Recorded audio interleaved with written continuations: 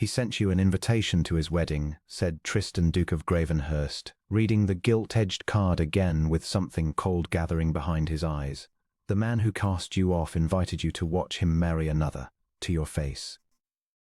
In writing, he set the card down very gently, which who knew him understood to be far more dangerous than if he had crushed it. "Rosalind, we are going." She looked up from her needlework, his wife of half a year, and her calm grey eyes searched his face. "You need not defend me, Tristan," she said quietly. "I am past being hurt by Gerald Crane. I stopped bleeding over that man a long time ago. I am not going to defend you," said the Duke, and there was the ghost of something almost like a smile at the corner of his hard mouth. "You have never in your life needed defending. I am going to escort you. There is a great difference. Let him invite the woman he threw into the road, and let him look up from his altar and see who came in her place, not a discarded thing to be pitied, but the Duchess of Gravenhurst on my arm."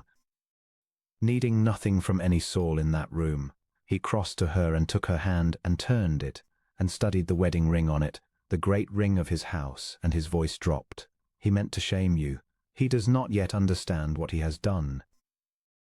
He has handed us the finest revenge in England, and all we need do to take it is arrive." The whole of it had come to Tristan slowly, over the half-year of their marriage, in pieces, on winter evenings when she trusted him enough at last to speak of it.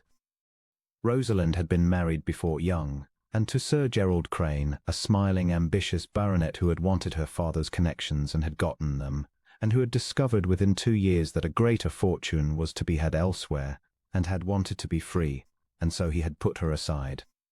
He had not merely tired of her, he had ruined her deliberately and thoroughly, so that no blame should attach to him. He had let it be whispered that she was cold, that she was barren, that she was difficult, that the fault was hers.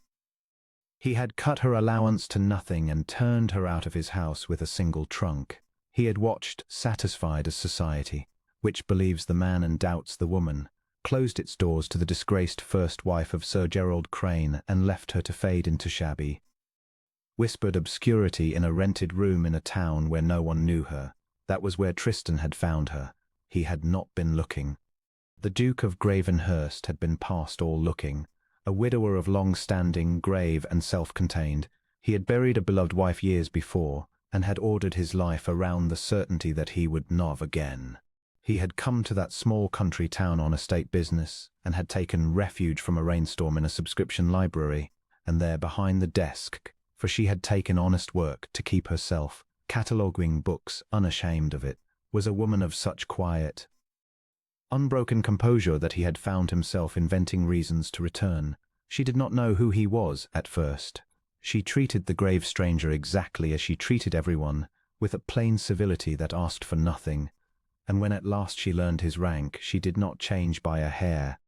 And that steadiness, that refusal to be either crushed by her fall or dazzled by his height, was the thing that had reached into the grave where Tristan had buried his own heart, and to his great alarm, brought it back to life. He had learned her story slowly, and every piece of it had made him love her more and Gerald Crane less, for Rosalind had not become bitter. She might have. She had every right. Instead, she had become clear, scoured down to something honest and unbreakable, a woman who had lost everything the world could take and discovered in the losing, that her worth had never been in the world's hands at all. Tristan, who had spent a lifetime armoured in rank, found in her a courage that owed nothing to circumstance, and he had asked her to be his duchess not out of pity. She would have refused pity, but because he had at last met the one person he could not imagine living the rest of his life without.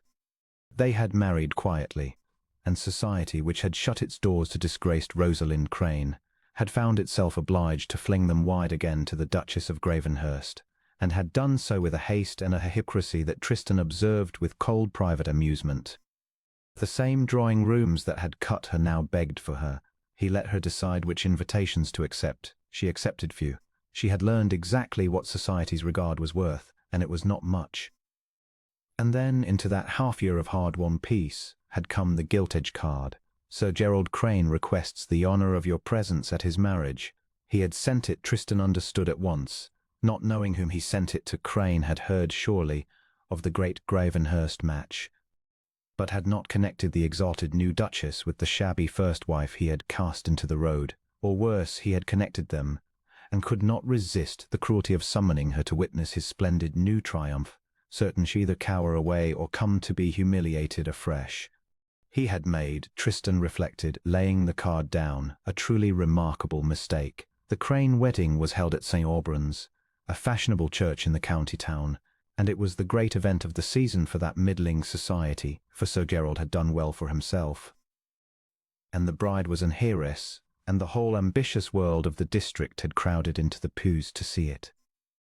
Tristan had made certain that they arrived neither early nor late, but at the precise moment calculated to be seen, when the church was full and the murmuring had begun and every neck was craned toward the doors for the bride, the Gravenhurst carriage. The great black and gold carriage with the ducal arms on the panel, drawn by 4 matched greys, drew up before St. Albans, and a stir ran through the waiting crowd at the doors, for everyone knew those arms, and no one had dreamed the Duke of Gravenhurst would attend a mere baronet's wedding. A footman in ducal livery let down the step, and Tristan handed down his Duchess. He watched it happen. He watched the crowd part. He watched the whispers change key. He watched, above all, the faces turn from the great Duke to the woman on his arm and then, one by one, freeze in recognition.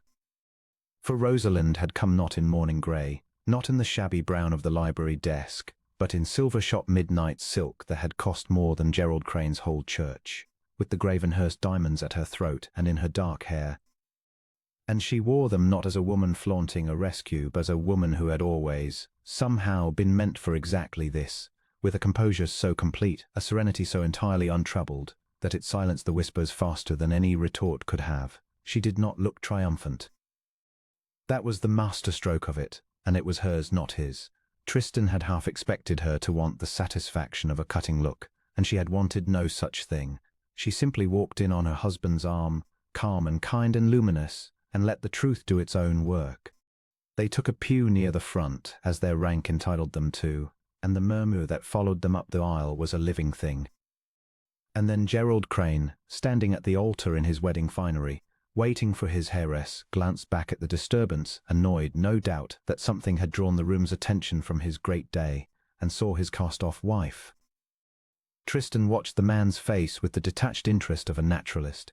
He watched Gerald Crane fail to understand at first, watched him place the face without placing the diamonds, the silk, the ducal arms, watched the pieces refuse to fit, and then he watched them fit.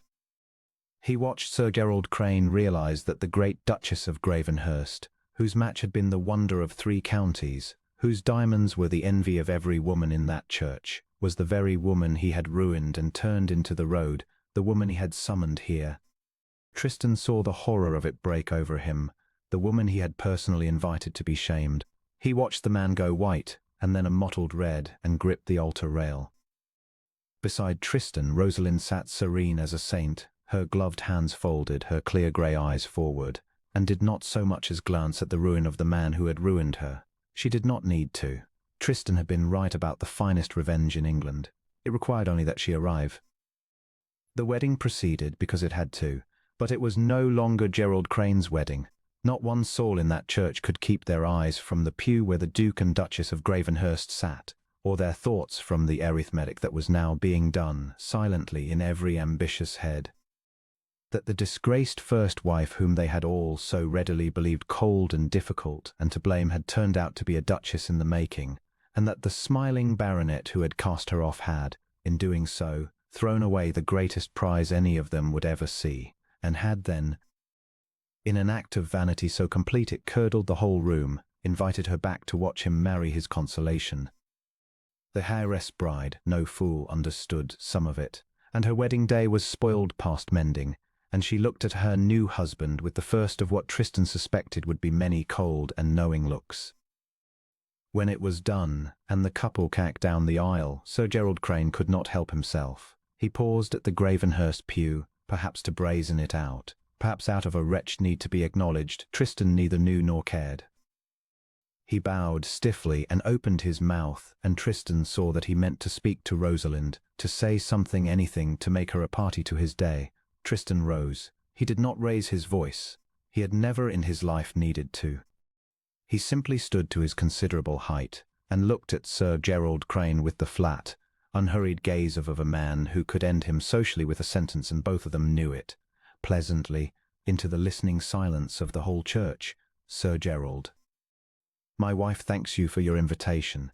It was a great kindness you have given her on your own wedding day, the pleasant certainty that she rose exactly as high as your judgment of her was low. We wish you every happiness you have earned. He let that land.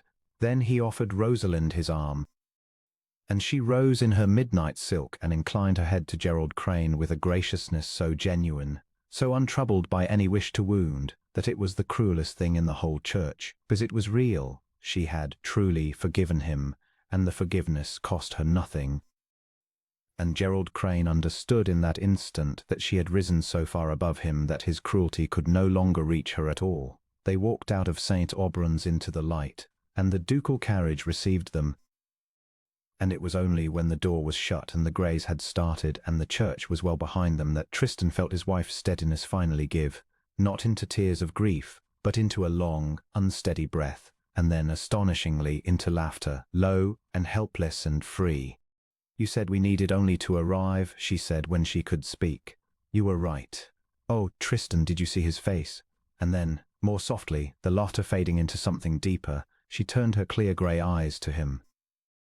I thought for years that I would spend my whole life being the woman Gerald Crane threw away. I built a small life around that. I made peace with it. She took his hand.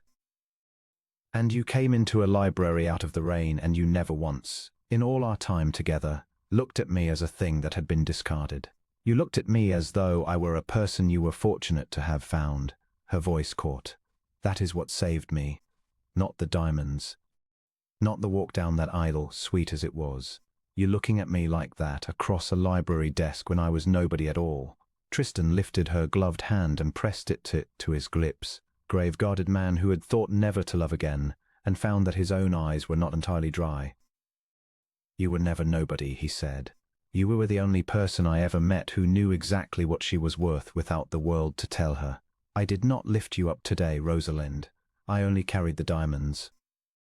You lifted yourself years ago in a rented room when you decided your worth was not in Gerald Crane's hands. I merely had the great good fortune to be standing near enough to marry you when the rest of the world finally noticed. He drew her against his side, and she came, and they rode home together, the cruel man undone behind them and the whole bright rest of their lives before. And so the Duchess of Gravenhurst, who had once been turned into the road with a single trunk and a ruined name, came to be spoken of ever after in that county, not as the woman a baronet had cast aside, but as the woman who had walked into her betrayer's wedding on the arm of a great duke and, without one cruel word, without so much as a cutting glance, had turned his moment of triumph into the day he understood forever exactly what he had thrown away. She never spoke ill of him again. She never needed to.